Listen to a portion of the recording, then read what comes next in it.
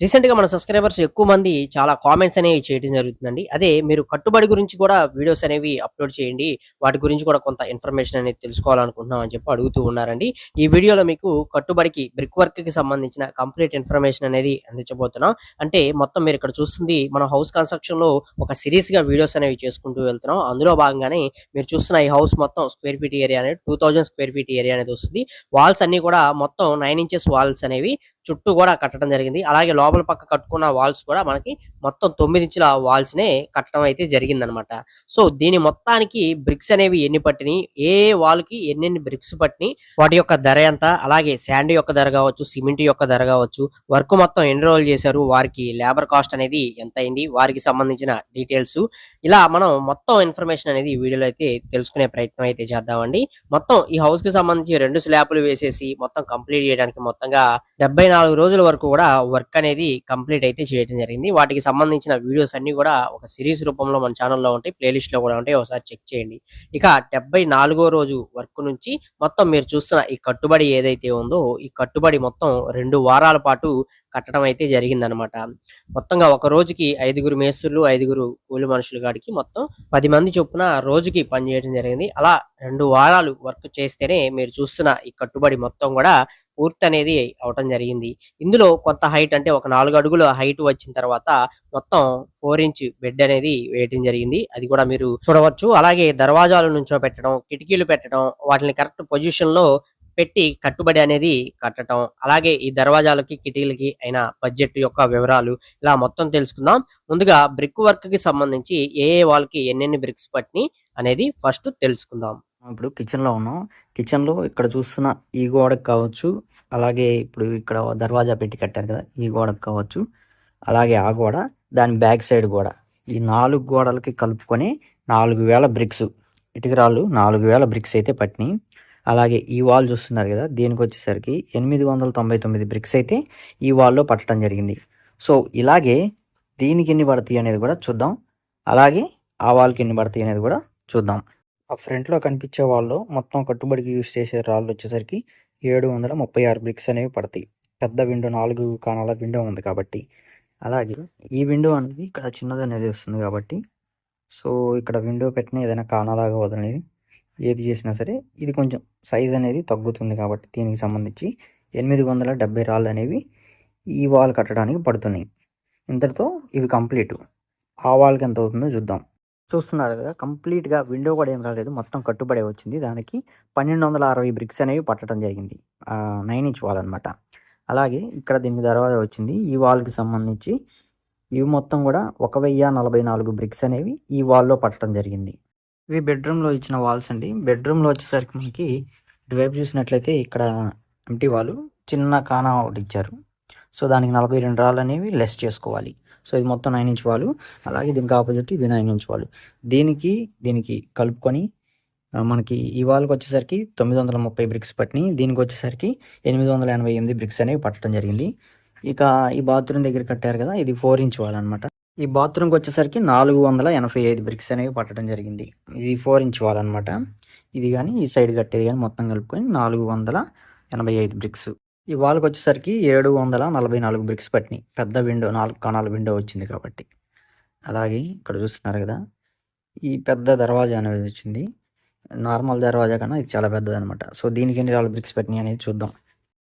ఈ మెయిన్ దర్వాజా పెట్టిన వాల్‌కి పైన వచ్చే కట్టుబడి గాని, ఈ సైడ్‌లు కట్టింది మొత్తం కలుపుకొని మొత్తం బ్రిక్స్ అనేవి 714 బ్రిక్స్ అనేవి వీటికి పట్టడం జరిగింది. అలాగే దీనికి ఆపోజిట్‌లో ఇక్కడ వాల్ అనేది వస్తుంది. ఇది కడతారు కాబట్టి దీనికి సంబంధించి కూడా ఇంచుమించుగా ఒక 900 బ్రిక్స్ వరకు కూడా పట్టొచ్చనమాట. 900 బ్రిక్స్ అనేవి ఈజీగా పట్టొచ్చు. పోతే ఈ హౌస్‌లో మనకి ఇటువైపు ఉన్న వాల్ అనమాట. ఇక్కడొచ్చేసరికి మొత్తం ఓపెన్ గ్లాస్ అనేది వస్తుందండి. మొత్తం ఓపెన్ గ్లాస్ అనేది వస్తుంది. సో, ఇటువైపు ఒక మొత్త, అటువైపు ఒక మొత్త అనేది కట్టడం జరిగింది. హాల్‌లో కట్టే ఇటువైపు మొత్తకు గావచ్చు, అటువైపు మొత్తకు గావచ్చు, దీని పైన కట్టే కట్టుబడికి కావచ్చు, మొత్తానికి కలుపుకొని ఈ వీటి వరకు ఇప్పుడు 300 బ్రిక్స్ పట్టినియి.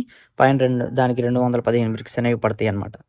మొత్తానికి కలుపుకొని 515 బ్రిక్స్ అనేవి ఈ వాల్‌లో అనేది పట్టడం జరుగుతుంది. ఇలా మొత్తం బ్రిక్స్ వచ్చేసరికి 13,770 బ్రిక్స్ వరకు కూడా పట్టడం జరిగింది. అంటే ఇంచుమించుగా 14,000 బ్రిక్స్ అనుకోండి.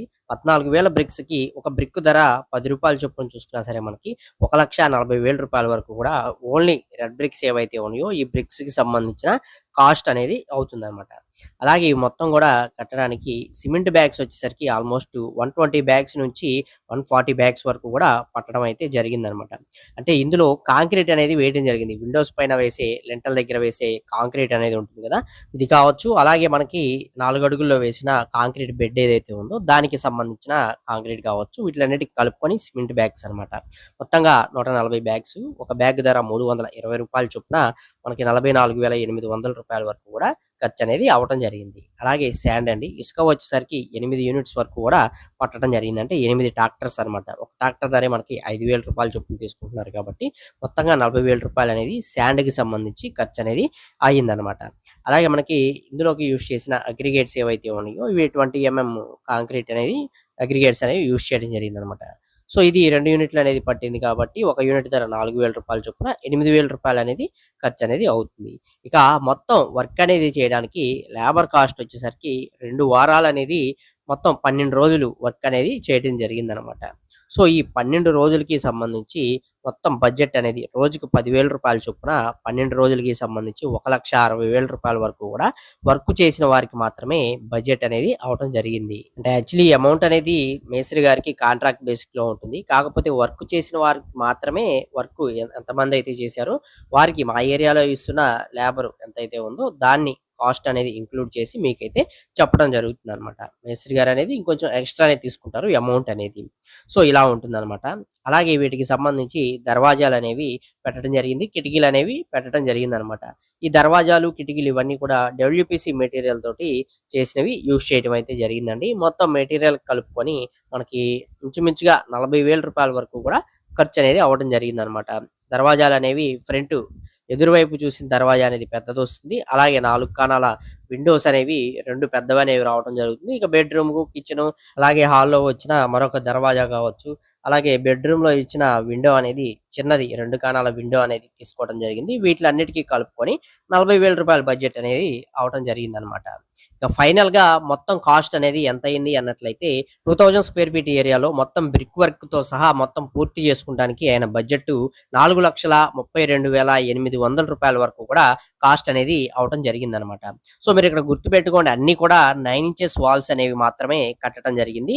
ఒక బాత్రూమ్ దగ్గర మాత్రమే 4 ఇంచ్ వాల్ అనేది కట్టారు. జనరల్‌గా మనం నార్మల్‌గా చిన్న చిన్న హౌస్‌లు ఒక 1000 స్క్వేర్ ఫీట్ ఏరియాలోనో ఆ విధంగా కట్టుకునే హౌస్‌లో ఎక్కువ ఇంటీరియర్ లోపల పక్క కట్టుకునే వాల్స్ అన్నీ కూడా మనం జస్ట్ 4 ఇంచ్ వాల్సే కట్టుకోవడం జరుగుతుంది. సో మీకు ఒక 1000 స్క్వేర్ ఫీట్ ఏరియాలో మీరు ఒక ఇల్లు అనేది దానికి సంబంధించిన బ్రిక్ వర్క్ అనేది మీరు చేసుకునే పనైతే మీకు బడ్జెట్ అనేది కొంచెం తగ్గడమే జరుగుతుందన్నమాట. ఇది 2000 స్క్వేర్ ఫీట్ ఏరియా అది కాక రూమ్స్, వాల్స్ అన్నీ పెద్దవి కాబట్టి ఇక్కడ అయిన బడ్జెట్ అయితే ఇదనమాట.